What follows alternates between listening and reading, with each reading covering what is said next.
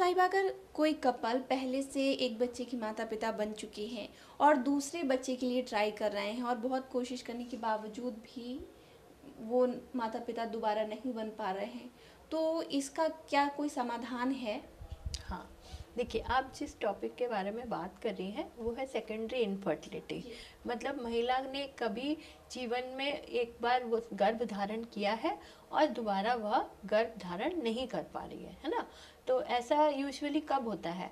पहले तो अगेन मैं ये बोलूँगी कि कोई भी चीज़ में एज बहुत मैटर करती है, कि मैटरनल एज, क्योंकि आजकल महिलाएं जो है लेट मैरिजेस कर रही हैं।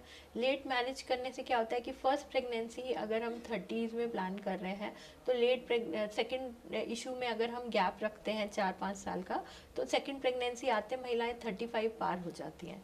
जब वो 35 पार हो जाती हैं तो मल्टीपल फैक्टर्स आ जाते हैं जो उनकी फर्टिलिटी को अफेक्ट करते हैं।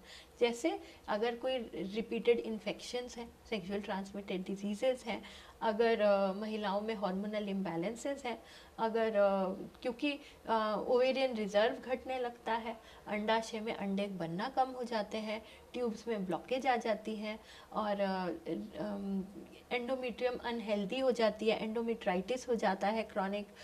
ये सब फैक्टर्स जो है प्रेगनेंसी को आने नहीं देते। आती है तो पनप नहीं पाती है, कुछ हिडन बायोकेमिकल प्रेगनेंसीज ही रह जाती हैं, अपने आप अबॉर्ट हो जाती हैं और अब पता ही नहीं चलता है महिलाओं को। और पीरियड्स की प्रॉब्लम भी आती है। यूजुअली हम लोग सुनते हैं कि फर्स्ट डिलीवरी हुआ, सेकेंड डिलीवरी हुआ, उसके बाद से पीरियड्स इरेगुलर होना शुरू हो गया। ये बहुत कॉमन प्रॉब्लम्स हैं। तो ये हार्मोनल इम्बैलेंसेस सजेस्ट करती हैं। तो ये सब चीज़ें जो है कंट्रीब्यूट कर रही हैं टुवर्ड सेकेंडरी इनफर्टिलिटी। और उसमें एक प्रमुख कारण है एंडोमेट्रियोसिस। एंडोमेट्रियोसिस में यूजुअली क्या होता है कि जो ब्लीडिंग महिलाओं में बाहर की तरफ हो रही है वही ब्लीडिंग अंदर की तरफ हो रही है। वही ब्लीडिंग जो है ओवरीज में कलेक्ट होकर कभी कभी वो एंडोमेट्रियोमा यानी कि चॉकलेट सिस्ट ऑफ ओवरीज बना देता है, अंदर सूजन कर देता है ओवरी के आसपास, बच्चेदानी के आसपास, और ये सूजन भी एक नेगेटिव फैक्टर्स रिलीज करती है जो कि प्रेगनेंसी को आने नहीं देती है। तो इसमें क्या करना होगा? इसमें यही करना होगा कि अगर आप प्रेगनेंसी धारण करने का डिसीज़न लेती हैं, और डिसीज़न लेने के भी 1 वर्ष में, मतलब कि डिसीज़न लेने का मतलब कि अब आपने कॉन्ट्रासेप्शन यूज़ करना बंद कर दिया। अगर आप विदाउट कॉन्ट्रासेप्शन 1 वर्ष तक ट्राई कर रही हैं और कंसीव नहीं कर पा रही हैं किसी वजह से, तो बेहतर होगा कि आप अपने नियरेस्ट गायनेकोलॉजिस्ट से मिलिए, एक बेसिक अपनी जांच करवाइए, अल्ट्रासाउंड करवाइए, हार्मोन की जांच करवाइए। कई बार थायराइड एबनॉर्मेलिटीज़, डेवलपिंग शुगर, या फिर महिलाओं में infections, repeated infections, specially chronic endometritis की वजह से, जो मैंने आपको कारण बताया, ये प्रेगनेंसी को रोक रहे होते हैं।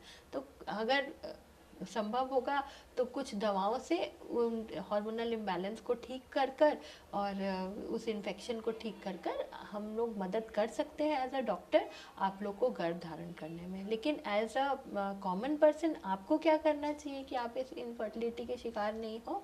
फर्स्ट एंड फॉरमोस्ट थिंग कि आप अर्ली प्रेगनेंसी प्लान कीजिए, उसको बहुत डिले नहीं कीजिए, क्योंकि एज अपने में एक फैक्टर है जो कोई भी डॉक्टर करेक्ट नहीं कर सकता। लेकिन अगर आप अनअवॉइडेबल है, करियर की वजह से भी है, तो उस केस में आप जब भी शादी कर रहे हैं तो आप डॉक्टर से मिलिए, एक प्रीनेटल काउंसलिंग कीजिए, अपना एक चेकअप कराइए। तो उससे आपको एक अपना फर्टिलिटी का आइडिया रहेगा कि आप कितना उसे डिले कर सकते हैं, कहीं आप में कोई प्री एग्जिस्टिंग कोई सिस्ट या फिर कोई आपका लो ओवेरियन रिजर्व नहीं है। तो इन सब चीज़ों पे आप अपने डॉक्टर से खुल के बात कीजिए, तो आप डेफिनेटली अपना एक बेटर फ्यूचर प्लान कर पाएंगे।